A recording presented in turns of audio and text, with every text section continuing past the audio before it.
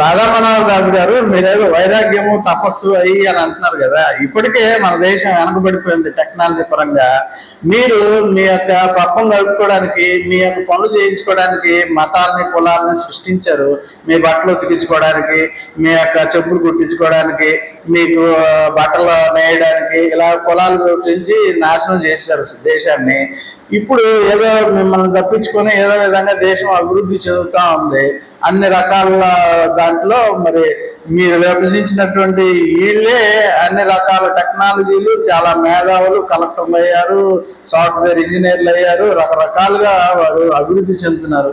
ఇంకా వైరాగ్యము తపస్సు అని మీ బైబిల్లో ఉందంటారేటండి. తపస్సు వైరాగ్యము మీలాంటి సన్యాసులకి పిల్లల్ని పిల్లల్ని పోషించలేని వాళ్ళు సన్యాసం చేస్తారు. మీలాంటి వాళ్ళు వాళ్ళతోటి సంసారం అనే సాగరాన్ని ఈదలేక వైరాగ్యము